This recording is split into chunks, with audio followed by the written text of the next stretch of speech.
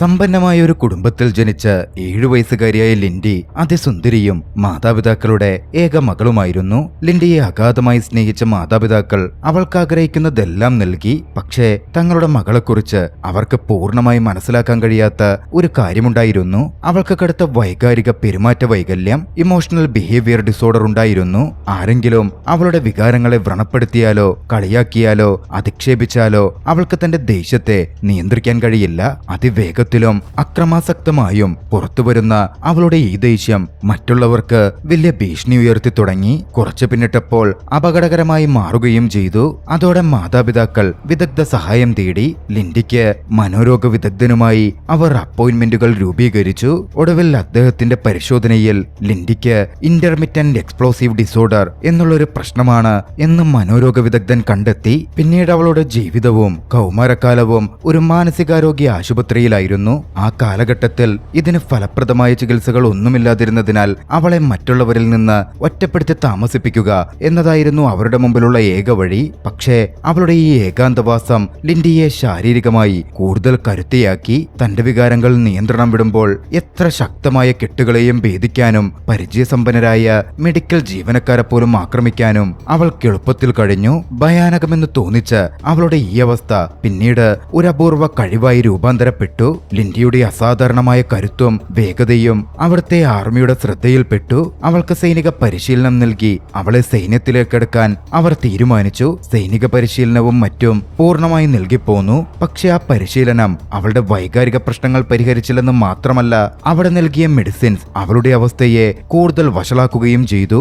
എന്നാൽ ഒരു ഡോക്ടറുടെ പുതിയ കണ്ടെത്തൽ അവളുടെ ജീവിതത്തിൽ മാറ്റങ്ങൾ കൊണ്ടുവരാൻ തുടങ്ങി. ലിൻഡിയുടെ വികാരങ്ങൾ അതിരുവിടുമ്പോൾ അത് നിയന്ത്രിക്കാൻ സഹായിക്കുന്ന ഒരു ഉപകരണം, ഒരു വെസ്റ്റ് അദ്ദേഹം നിർമ്മിച്ചെടുത്തു. അവളുടെ ശരീരത്തിൽ ഘടിപ്പിച്ചിട്ടുള്ള ഇലക്ട്രോഡുകളും ഒരു ബട്ടണും അടങ്ങുന്നതായിരുന്നു ആ സംവിധാനം. ദേഷ്യം നിയന്ത്രിക്കാൻ കഴിയാത്ത ഘട്ടത്തിൽ ഈ ബട്ടണമർത്തി സ്വയം ശാന്തയാകാൻ അവൾക്ക് സാധിക്കും. ജോൾട്ട് എന്ന് വിളിക്കപ്പെടുന്ന ഈ ഉപകരണം മാത്രമായിരുന്നു ലിൻഡിയെ നിയന്ത്രിച്ചിരുന്നത്. വർഷങ്ങളങ്ങോട്ടേക്ക് ഒരുപാട് അങ്ങ് കടന്നുപോയി. ലിൻഡി 27 വയസ്സുള്ള ഒരു യുവതിയായി മാറി. ഒരു സാധാരണ ജീവിതം ആഗ്രഹിച്ച അവൾ തന്നെ ഡിന്നറിന് ക്ഷണിച്ച് ജസ്റ്റിൻ എന്ന യുവാവിനെ കാണാൻ വേണ്ടി പോവാൻ തീരുമാനിച്ചു.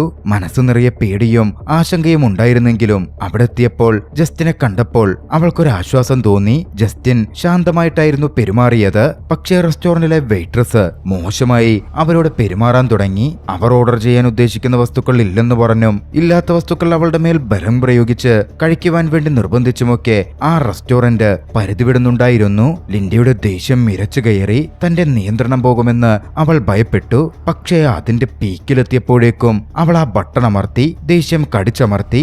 എന്നാൽ ബാത്റൂമിലേക്ക് പോയ ലിൻഡി അവിടെത്തിയപ്പോ അതേ വെയിട്രസ് ഫോണിലൂടെ മറ്റാരെയോ വിളിച്ച് ലിൻഡിയെയും ജസ്റ്റിനെയും അപമാനിച്ച് സംസാരിക്കുന്നത് അവൾ കേട്ടു. അത് കേട്ടതും അവളുടെ നിയന്ത്രണം തന്നെ നഷ്ടപ്പെട്ടു. ഇത്തവണ സ്വിച്ച് അമർത്തിയിട്ടും അവളുടെ വെസ്റ്റ് പ്രവർത്തിച്ചില്ല. നിയന്ത്രണം വിട്ട ലിൻഡി ആ വെയിട്രസിനെ ക്രൂരമായി ആക്രമിച്ചു. ഒടുവിൽ സ്വബോധത്തിലേക്ക് വന്നപ്പോഴേക്കും ആ വെയിട്രസ് ആകെ അവശനിലയിലായി കഴിഞ്ഞിരുന്നു. അതുകണ്ട് ലിൻഡി വല്ലാതെ പേടിച്ചു. ആരോടും പറയാതെ, ജസ്റ്റിനോട് പോലും ഒന്നും മിണ്ടാതെ റെസ്റ്റോറന്റിൽ നിന്നും ഇറങ്ങി അവൾ വേഗം വീട്ടിലേക്ക് പോയി. അടുത്ത ദിവസം രാവിലെ ലിൻഡി തന്റെ വെസ്റ്റ് നിർമ്മിച്ച ഡോക്ടറായ ഡോക്ടർ മഞ്ചിന്റെ അടുത്തേക്ക് പോയി. തലേന്ന് രാത്രി നടന്ന കാര്യങ്ങൾ ഡോക്ടറോട് വിശദീകരിച്ചു. ആ ഉപകരണം പരാജയപ്പെട്ടുവെന്നും ഒരാൾക്ക് ഗുരുതരമായി പരിക്കേൽക്കാൻ അത് വഴിവെച്ചുവെന്നും അവൾ എടുത്തു പറഞ്ഞു. ആ ഉപകരണം പരിശോധിക്കാനും ആവശ്യപ്പെട്ടു. ഡോക്ടർ ഉപകരണം പരിശോധിച്ചു. പിന്നാലെ പറഞ്ഞു, മെക്കാനിക്കലായി ഇതിലെ യാതൊരു തകരാറുമില്ല. പക്ഷെ ഞാൻ മനസ്സിലാക്കുന്നത് ലിൻഡിയുടെ അമിതമായ വൈകാരിക തരംഗം സിസ്റ്റത്തെ തളർത്തിയെന്നാണ്. അത് ലിൻഡിയുടെ ശരീരത്തിൽ ഇലക്ട്രിക്കൽ ഷോക്ക് സജീവമാകുന്നതിനെ തടയുകയും ബട്ടൺ അമർത്തിയപ്പോ മെക്കാനിസം പരാജയപ്പെടാൻ കാരണമാവുകയും ചെയ്തു. വീണ്ടും അങ്ങനെ സംഭവിക്കാതിരിക്കാൻ വേണ്ടത് ചെയ്യാൻ ലിൻഡി പറഞ്ഞു. ഡോക്ടർ മഞ്ചിൻ അല്പം മടിയോടെയാണെങ്കിലും ഉപകരണത്തിന്റെ വോൾട്ടേജ് വർദ്ധിപ്പിച്ചു. അതേസമയം ലിൻഡിക്ക് അദ്ദേഹം ഒരു വാണിംഗും കൊടുത്തു. ഈ ഉപകരണത്തെ അമിതമായി ആശ്രയിക്കരുത്. ഉപകരണം താൽക്കാലിക പരിഹാരം മാത്രമാണ്. സ്വാഭാവികമായി വൈകാരിക ബന്ധങ്ങൾ കെട്ടിപ്പടുത്ത് സ്വയം നിയന്ത്രിക്കാൻ പഠിച്ചാലേ നിനക്ക് സുഖം പ്രാപിക്കാൻ പറ്റൂ. ലിൻഡി അതിനൊക്കെ പറയുകയും ചെയ്തു. അന്ന് രാത്രി ലിൻഡി മറ്റൊരു സ്ഥലത്ത് വെച്ച് വീണ്ടും ജസ്റ്റിനെ കണ്ടു. തലേ ദിവസം രാത്രി ഓടിപ്പോയതിന് അവൾ അവനോട് ക്ഷമ ചോദിച്ചു. ആ സമയത്ത് തന്റെ മാനസികാവസ്ഥ സുസ്ഥിരമായിരുന്നില്ല എന്നവൾ വിശദീകരിച്ചു. ആ രാത്രി മുഴുവൻ അവർ സംസാരിച്ചു. സാവധാനം പരസ്പരം മനസ്സ് തുറന്നു. താനൊരു വലിയ കമ്പനിയിൽ അക്കൗണ്ടന്റായി ജോലി ചെയ്യുകയാണ് എന്ന് ജസ്റ്റിൻ അവളോട് പറഞ്ഞു. ലിൻഡിയാകട്ടെ താൻ നിലവിൽ പുതിയൊരു ജോലി അന്വേഷിച്ചുകൊണ്ടിരിക്കുകയാണെന്നും ഫോട്ടോഗ്രാഫിയിൽ തനിക്ക് വലിയ താല്പര്യമുണ്ടെന്നും അവനോടായി പങ്കുവെച്ചു. ജസ്റ്റിന്റെ കൂടെ അങ്ങനെ സമയം ചെലവഴിച്ചപ്പോ ലിൻഡിക്ക് വല്ലാത്തൊരു ആശ്വാസം തോന്നുന്നുണ്ടായിരുന്നു. എന്തുകൊണ്ടത് സംഭവിക്കുന്നുവെന്ന് അവൾക്ക് പോലും പൂർണ്ണമായി വിശദീകരിക്കാനും സാധിച്ചില്ല. അവൾക്ക് മുമ്പ് ഒരിക്കലും മനസ്സിലാക്കാൻ കഴിയാതിരുന്ന വികാരങ്ങളെ ജസ്റ്റിനൊപ്പം ചിലവഴിക്കുന്ന നിമിഷങ്ങൾ ലഘൂകരിക്കുന്നു. അതോടെ തന്റെ ജീവിതത്തിൽ ആദ്യമായി താൻ പ്രണയത്തിലാവുകയാണ് എന്ന് ലിൻഡി തിരിച്ചറിയുക കൂടിയായിരുന്നു. അവരുടെ ബന്ധത്തിന്റെ തീവ്രത വളരെ പെട്ടെന്ന് തന്നെ അവരെ ലിൻഡിയുടെ അപ്പാർട്ട്മെന്റിലേക്ക് എത്തിച്ചു. അവിടെ വികാരങ്ങളുടെ കുത്തൊഴുക്ക് അവളുടെ നിയന്ത്രണം നഷ്ടപ്പെടുന്നതിന് തൊട്ടടുത്ത് വരെ എത്തിച്ചു. അത് അത്രമേൽ അപകടകരമാണല്ലോ. പെട്ടെന്ന് ലിൻഡി സ്വബോധത്തിലേക്ക് വരികയും ജസ്റ്റിനിൽ നിന്ന് അകന്നു മാറി നിൽക്കുകയും ചെയ്തു. ജസ്റ്റിനെ പരിക്കേൽപ്പിക്കാൻ അവൾ ആഗ്രഹിച്ചിരുന്നില്ല. നിയന്ത്രണം നഷ്ടപ്പെട്ടാൽ ജസ്റ്റിന്റെ ജീവൻ അപകടത്തിലാകുമോ എന്നുപോലും അവൾക്ക് ഭയമുണ്ടായിരുന്നു. പക്ഷേ ജസ്റ്റിനാകട്ടെ ഭയമോ ആശങ്കയോ പ്രകടിപ്പിച്ചതേയില്ല. അവളുടെ ശരീരത്തിൽ ഘടിപ്പിച്ചിരിക്കുന്ന കേബിളുകളെ കുറിച്ച് അവൻ ചോദ്യങ്ങൾ പോലും ചോദിച്ചില്ല. ആ രാത്രി അവർ ഒന്നുചേർന്നു, ശാരീരിക ബന്ധത്തിലേർപ്പെട്ടു. ലിൻഡിക്ക് ജീവിതത്തിൽ ആദ്യമായി താൻ സുരക്ഷിതമായ ഒരു ബന്ധത്തിലാണ് ഇപ്പോൾ ഉള്ളത് എന്ന ആശ്വാസം അനുഭവപ്പെട്ടു.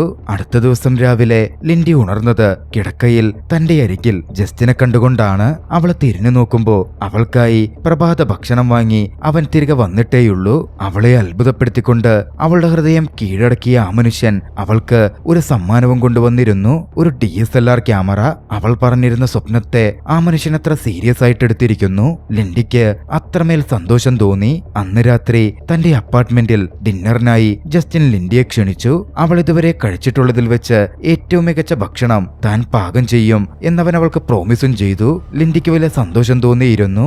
രാത്രിയോടെ ആ ഡേറ്റിന് പോകാൻ ലിൻഡി തയ്യാറെടുത്തു. വസ്ത്രം ധരിച്ചു നിന്നു. ജസ്റ്റിൻ വന്ന് അവളെ കൂട്ടിക്കൊണ്ടുപോകാമെന്ന് പറഞ്ഞിരുന്നു. സമയം കടന്നുപോയി. പക്ഷേ അവൻ വരുന്നുണ്ടായിരുന്നില്ല. മെസ്സേജുമില്ല, കോളുകളും വരുന്നില്ല, ഒരു ചെറിയ അപ്ഡേറ്റ് പോലുമില്ല.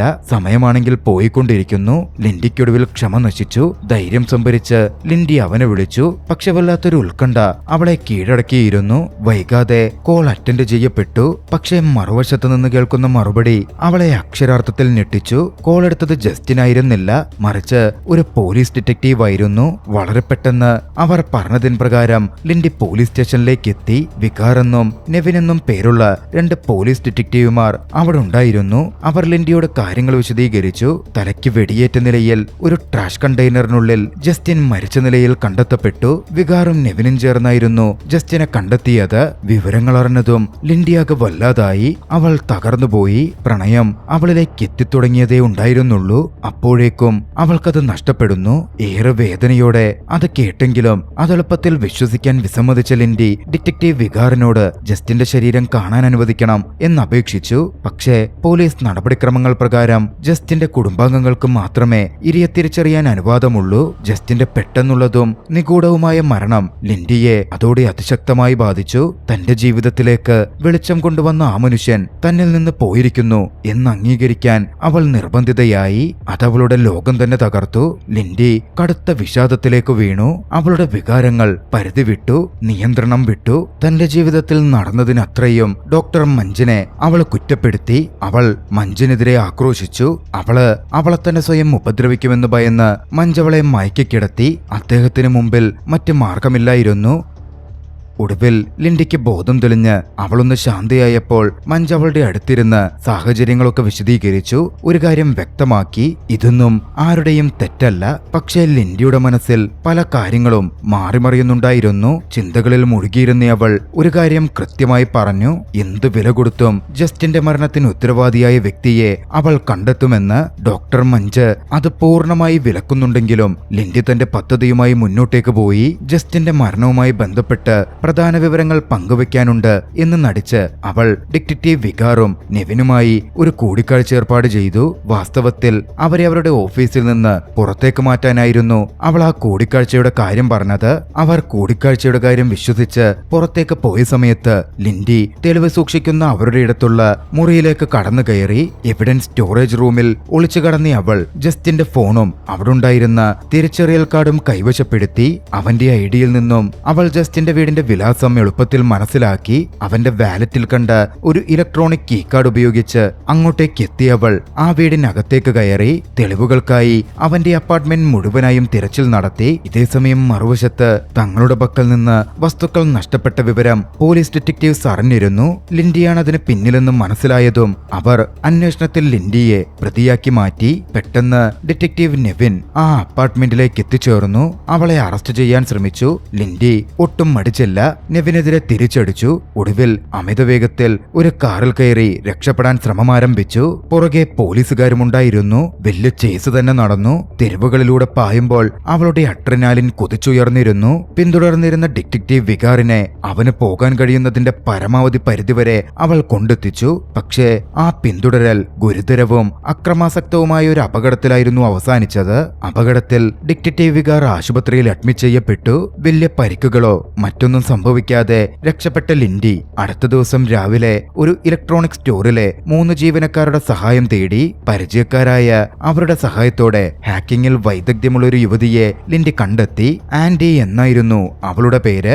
ആന്റിയോട് ലിൻഡി കാര്യങ്ങൾ പറഞ്ഞു. ജസ്റ്റിന്റെ ഫോൺ തുറക്കണമെന്നും അതിൽ അവശേഷിക്കുന്ന ഡാറ്റ വീണ്ടെടുക്കാൻ സഹായിക്കണമെന്നും അവൾ ആവശ്യപ്പെട്ടു. ഹാക്കർ ആന്റി അത് പരിശോധിച്ചു. പരിശോധനയിൽ കൂടുതൽ ഡാറ്റയും ഇറേസ് ചെയ്യപ്പെട്ടതായി ഹാക്കർ മനസ്സിലാക്കി. എന്നിരുന്നാലും അതിൽ അവശേഷിച്ച ഒരു പ്രധാന വിശദാംശം കണ്ടെത്തിയിരുന്ന അവൾ അതെല്ലാം ലിൻഡിക്ക് പറഞ്ഞുകൊടുത്തു. അടുത്ത കാലത്തായി 7 കോൾ റെക്കോർഡുകൾ ആ ഫോണിലുണ്ട്.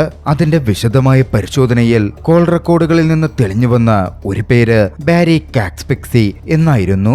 ബാരി കാസ്പെക്സി അതിഭയങ്കരനായ ഒരു ആയുധ വ്യാപാരിയും അണ്ടർവേൾഡ് ഫൈറ്ററീനയുടെ ഉടമയുമാണ്. തനിക്ക് കിട്ടിയ ലീഡ് വെച്ച് കൂടുതൽ അന്വേഷണത്തിന് ലിൻഡി അവിടെ നിന്ന് പുറപ്പെട്ടു. ലിൻഡി നേരെ പോയത് 2 പോരാളികൾ അതിഭയങ്കരമായ മത്സരത്തിലേർപ്പെട്ടിരിക്കുന്ന അണ്ടർഗ്രൗണ്ട് ബോക്സിംഗ് അറീനയിലേക്കായിരുന്നു. യാതൊരു മടിയും കൂടാതെ അവിടെ ഉണ്ടായിരുന്ന ജനക്കൂട്ടത്തിനിടയിലൂടെ അവൾ ഇരച്ചു കയറി. പോരാട്ടം നിർത്തി. ചുറ്റുമുള്ള അപകടത്തെ അവഗണിച്ചുകൊണ്ട് ലിൻഡി ധൈര്യത്തോടെ അവിടെ ഇരുന്ന ബാരിയെ എതിരിട്ടു. ജസ്റ്റിന്റെ മരണത്തെക്കുറിച്ച് അവൾ ബാരിയോട് ചോദിച്ചു.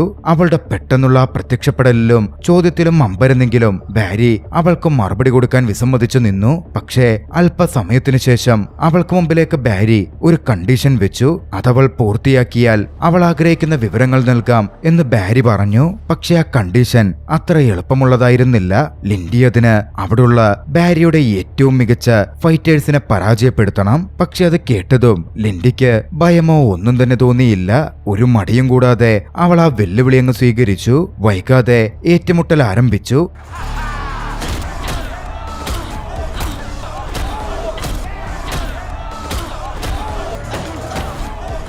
ഓരോരുത്തരായി ആ 3 പോരാളികളെയും ക്രൂരമായി മർദ്ദിച്ച് അവൾ അടിച്ചു വീഴ്ത്തി. അവരെ മരണത്തിന് വരെ വിട്ടുകൊടുത്തു. വാക്കുപാലിച്ചുകൊണ്ട് അത് കണ്ട് ഭയന്നിരുന്ന ബാരി ജസ്റ്റിനെ കൊന്നതിന് ഉത്തരവാദിയായ വ്യക്തിയെ കാണാൻ കൊണ്ടുപോകാം എന്ന് അവളോട് പറഞ്ഞു. പക്ഷേ കാറിനുള്ളിൽ വെച്ച് ബാരി ഇത്രയും നേരം പറഞ്ഞത് കള്ളമായിരുന്നെന്ന് വ്യക്തമായി. പെട്ടെന്നൊരാൾ തോക്കെടുത്ത് ലിൻഡിയുടെ തലക്ക് നേരെ ചൂണ്ടി. അത് കണ്ടതും ഞൊടിയിടയിൽ അവൾ പ്രതികരിച്ചു. കയ്യിൽ തോക്കുണ്ടായിരുന്ന വ്യക്തിയെ അവൾ കീഴ്പ്പെടുത്തുകയും പിന്നാലെ ബാരി അവൾ ബന്ധനസ്ഥനാക്കുകയും ചെയ്തു. നിരാശനും പരിഭ്രാന്തനുമായ ബാരി ലിൻഡിക്കടുത്ത് ദയക്കായി യാചിച്ചുകൊണ്ടിരുന്നു. ലിൻഡിയുടെ വക്കൽ ഇലക്ട്രിക് ഷോക്ക് ഉണ്ടായിരുന്നു. തന്റെ മേൽ അവൾ അത് പ്രയോഗിക്കുമോ എന്നവൻ ഭയപ്പെട്ടു. പക്ഷെ അപ്പോഴും സത്യം വെളിപ്പെടുത്താൻ ബാരി ഭയക്കുന്നുണ്ടായിരുന്നു. അതിന് തയ്യാറാകുന്നുണ്ടായിരുന്നില്ല. ഒടുവിൽ ഏറെ കുപിതയായ ലിൻഡി ബാരിക്ക് ഷോക്കേൽപ്പിച്ചു. ബാരിയെ മരണത്തിന്റെ വക്കോളമായ അവസ്ഥയിലേക്ക് അവള് കൊണ്ടെത്തിച്ചു. അപ്പോൾ മാത്രമാണ് ആ ഒരു പേര് ബാരി പുറത്തു പറയുന്നത്. Garrett fissile. ബാരിയുടെ ബോസും ജസ്റ്റിന്റെ കൊലപാതകത്തിന് ഉത്തരവിട്ട വ്യക്തിയുമാണ് ഗാരറ്റ് ഫിസൽ.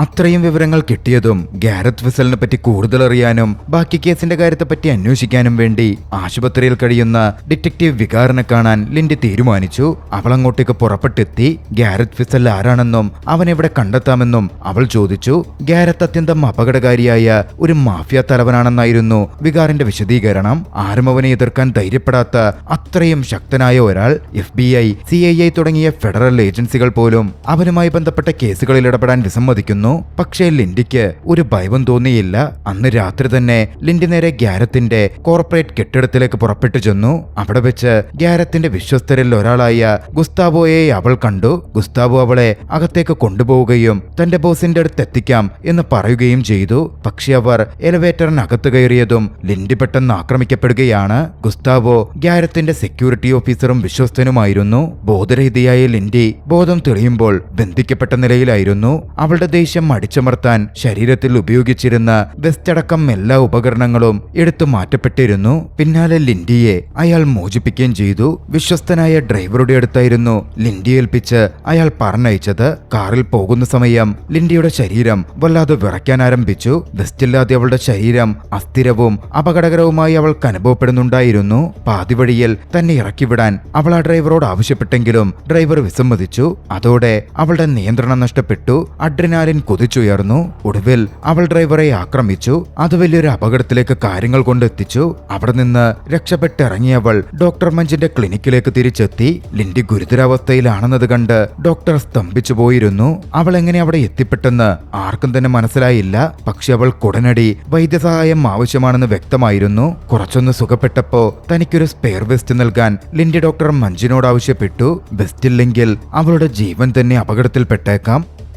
അടുത്ത ദിവസം ലിൻഡി ബാക്കപ്പ് വെസ്റ്റ് ധരിച്ച് തന്റെ അപ്പാർട്ട്മെന്റിലേക്ക് മടങ്ങി. അവിടെ എത്തിയപ്പോ വാതിലിന് എന്തോ പറ്റിയിട്ടുള്ളതുപോലെ അവൾക്ക് തോന്നി. അവൾ ജനലിലൂടെ അകത്തു കടക്കാൻ തീരുമാനിച്ചു. വാതിൽ തുറക്കാതെ അത്തരത്തിൽ അവൾ അകത്തു കടന്നതും അപ്പാർട്ട്മെന്റ് മുഴുവൻ ഒരു കെണി പോലെ കേബിളുകൾ കൊണ്ടും സ്ഫോടക വസ്തുക്കൾ കൊണ്ടും സജ്ജീകരിച്ചിരിക്കുന്നത് അവൾ കണ്ടെത്തി. അവൾക്ക് കാര്യം മനസ്സിലാക്കി. അവളെ കാറിൽ അവളുടെ അപ്പാർട്ട്മെന്റിൽ എത്തിച്ച് കൊലപ്പെടുത്താനായിരുന്നു തന്നെ വിട്ടയച്ചവരുടെ പദ്ധതി. അതാകുമ്പോ അവർക്കെതിരെ ഒരു തെളിവുമുണ്ടാവില്ല. വേഗത്തിൽ ചിന്തിച്ച് അവൾ അവിടുണ്ടായിരുന്ന സ്ഫോടക വസ്തുക്കളും എല്ലാം അഴിച്ചെടുത്തു. പിന്നാലെ തന്റേതായ രീതിയിൽ അവിടെ ഒരു സ്ഫോടനം സെറ്റ് ചെയ്തു. ഒരു വസ്തു മൈക്രോവേവിന്റെ അകത്ത് ചൂടാവാൻ വെച്ച് അവൾ ഗ്യാസ് ഓണാക്കി. എല്ലാം സെറ്റ് ചെയ്ത ശേഷം ലിൻഡി അപ്പാർട്ട്മെന്റിൽ നിന്ന് പുറത്തിറങ്ങി. കുറച്ച് മാറി നിന്ന് ഡിറ്റക്റ്റീവ് വികാസ് തന്റെ കാറിലിരുന്ന് അവളെ നിരീക്ഷിക്കുന്നുണ്ടായിരുന്നു. അദ്ദേഹത്തിന്റെ കാറിലേക്കാണ് അവൾ വന്നു കയറിയത്. നിമിഷങ്ങൾക്കുള്ളിൽ അവളുടെ അപ്പാർട്ട്മെന്റിൽ വലിയൊരു സ്ഫോടന ശബ്ദമുയർന്നു. ഗുസ്താവോയെയും ഗാരറ്റ് വിസലിനെയും പറ്റിക്കാൻ വേണ്ടിയായിരുന്നു അവൾ അത്തരത്തിൽ പ്രവർത്തിച്ചത്. അവർ സെറ്റ് ചെയ്ത സ്ഫോടനം നടക്കുകയും ലിൻഡി കൊല്ലപ്പെട്ടു കാണും എന്നുമായിരിക്കും അവരിപ്പോൾ വിശ്വസിക്കുക. അന്ന് രാത്രിയായപ്പോ ലിൻഡി തന്റെ അടുത്ത നീക്കങ്ങൾ ആരംഭിച്ചു. കെട്ടിടത്തിന്റെ പുറം ഭാഗത്തുകൂടി വലിഞ്ഞു കയറി ഗാരത്തിന്റെ കെട്ടിടത്തിനകത്തേക്ക് അവൾ പ്രവേശിച്ചു. അപകടം വകവയ്ക്കാതെ അവൾ മുകളിലേക്ക് കയറിക്കൊണ്ടിരുന്നു. മുകളിൽ എത്താറായപ്പോഴേക്കും ഒരു തോക്കിൻ മുനയിൽ അവൾ പിടിക്കപ്പെട്ടു. നേരെ അവൾ കൊണ്ടുപോകപ്പെട്ടത് ഗാരറ്റ് വിസലിന്റെ മുമ്പിലേക്കായിരുന്നു. അവിടെ വെച്ച് ഗാരറ്റ് ജസ്റ്റിനെ കൊന്നത് താനാണെന്ന് അവളോട് പരസ്യമായി സമ്മതിച്ചു. ആ സത്യം പറച്ചിൽ ലിൻഡിയുടെ ദേഷ്യത്തെ ആളിക്കത്തിച്ചിരുന്നു. പക്ഷെ അവൾക്ക് പ്രതികരിക്കാൻ കഴിയുന്നതിന് മുൻപ് തന്നെ അവൾ പിന്നിൽ നിന്ന് തലയ്ക്കടിക്കപ്പെട്ടു. ബോധരഹിതയായി അവൾ താഴെ വീണു. അധികം വൈകാതെ അവളുടെ ബോധം തെളിഞ്ഞു. ബോധം തെളിയുമ്പോൾ അവൾ കൈകൾ ഒരു കസേരയിൽ ബന്ധിപ്പിക്കപ്പെട്ട നിലയിലാണ്. ഒരു മെഷീൻ ഉപയോഗിച്ച് അവളുടെ രക്തം മുഴുവൻ നൂറ്റിയെടുത്തുകൊണ്ടിരിക്കുന്നു. അതവളിൽ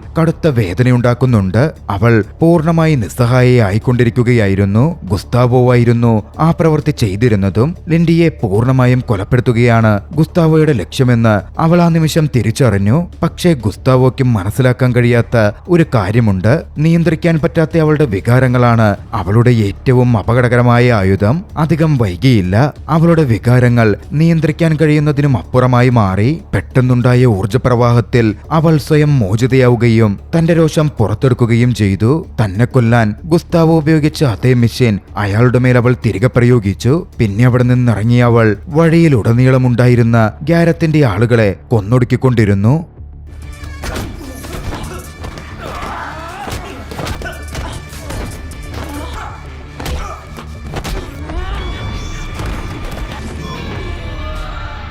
തുടർന്ന് ഗുസ്താവോയുടെ വെട്ടിയെടുത്ത വിരലുപയോഗിച്ച് അവിടുത്തെ സുരക്ഷാവാതിൽ തുറന്നിയവൾ ഗാരത്തിന്റെ സ്വകാര്യ മുറിയിലേക്ക് കടന്നു. ഒരവസാന പോരാട്ടം പ്രതീക്ഷിച്ച് അകത്തേക്ക് കാലെടുത്ത് വെച്ച് ലിൻഡി അവിടെ കണ്ട കാഴ്ചയിൽ ഞെട്ടിയിരുന്നു. തന്റെ മുന്നിൽ ഗാരത്ത് കൊല്ലപ്പെട്ട് കിടക്കുന്നു. അതിന്റെ അർത്ഥം എന്താണെന്ന് അവൾ ചിന്തിക്കുന്നതിന് മുമ്പ് തന്നെ അങ്ങോട്ടേക്ക് മറ്റൊരാൾ കടന്നു വന്നു. അയാളെ കണ്ടതും അവൾ ഞെട്ടിവിറിച്ചു. അത് മറ്റൊരു ചതിയുടെ വെളിപ്പെടുത്തൽ കൂടിയായിരുന്നു. അങ്ങോട്ടേക്ക് കടന്നു വന്നത് അവൾ കൊല്ലപ്പെട്ടെന്ന് വിശ്വസിച്ച അവളുടെ പ്രണയിതാവ് ജസ്റ്റിൻ ആയിരുന്നു. ജസ്റ്റിൻ കൊല്ലപ്പെട്ടിരുന്നില്ല.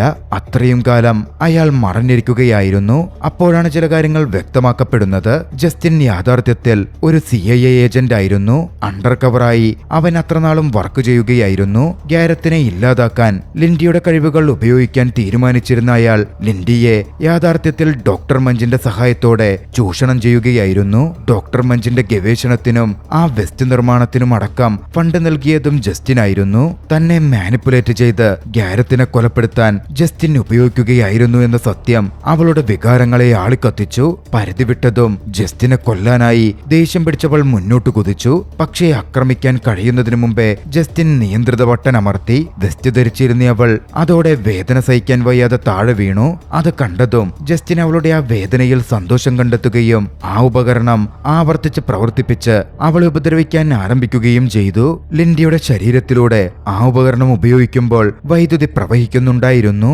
പക്ഷേ കൂടുതലായ പരിഹാസവും മറ്റും അവളുടെ വികാരങ്ങൾ പരിധിക്കപ്പുറം വൈദ്യുതി തരംഗങ്ങൾ പ്രവഹിപ്പിച്ചു. അതോടെ ജസ്റ്റിന്റെ കയ്യിലുണ്ടായിരുന്ന ഉപകരണം ആ വെസ്റ്റ് തകരാറിലായി. ഒരു നിമിഷം കൊണ്ട് ഉണർന്ന ലിൻഡി തന്റെ കയ്യിലുണ്ടായ തന്നെ കൊടുക്കാൻ വേണ്ടി ഗാരത്തും മറ്റും അവളുടെ വീട്ടിൽ സെറ്റ് ചെയ്തിരുന്ന ആ സ്ഫോടക വസ്തു ജസ്റ്റിന്റെ നേരെ വലിച്ചെറിഞ്ഞു. പിന്നാലെ അവിടെ നടന്ന വലിയ സ്ഫോടനത്തിൽ തൽക്ഷണം ജസ്റ്റിൻ കൊല്ലപ്പെടുകയായിരുന്നു.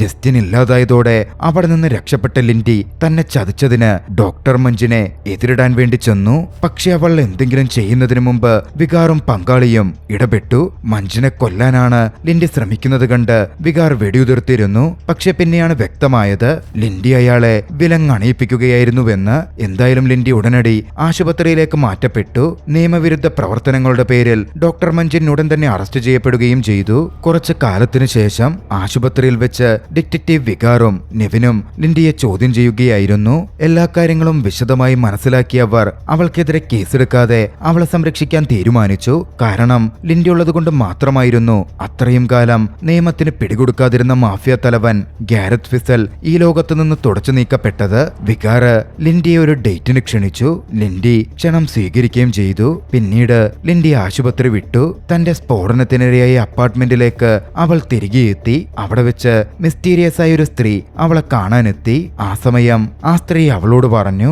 താനാണ് ജസ്റ്റിന്റെയും മഞ്ചിന്റെയും സുപ്പീരിയർ. ലിൻഡിക്ക് താല്പര്യമുണ്ടെങ്കിൽ ഞങ്ങളുടെ ടീമിൽ ചേരാം ഒരു ഏജന്റായി. ആ ദൃശ്യത്തിൽ രണ്ടാം ഭാഗത്തിനൊരു തുടക്കമിട്ടുകൊണ്ട് ചലച്ചിത്രം അവസാനിക്കുന്നു. രസകരമായ ഈ ഒരു ആക്ഷൻ ത്രില്ലർ ചലച്ചിത്രം നിങ്ങൾക്കിഷ്ടമായെങ്കിൽ വീഡിയോ ലൈക്ക് ചെയ്യുക. അഭിപ്രായങ്ങളും നിർദ്ദേശങ്ങളും കമന്റുകളിൽ രേഖപ്പെടുത്തുക. കഴിയുമെങ്കിൽ ചാനൽ സബ്സ്ക്രൈബ് ചെയ്തും കൂട്ടുകാർക്ക് ഷെയർ ചെയ്തു കൊടുത്തും ഞങ്ങളെ സപ്പോർട്ട് ചെയ്യുക. അടുത്ത എപ്പിസോഡിൽ മറ്റൊരു മികച്ച ചലച്ചിത്രവുമായി നമുക്ക് കണ്ടുമുട്ടാം. അതുവരെ ബൈ.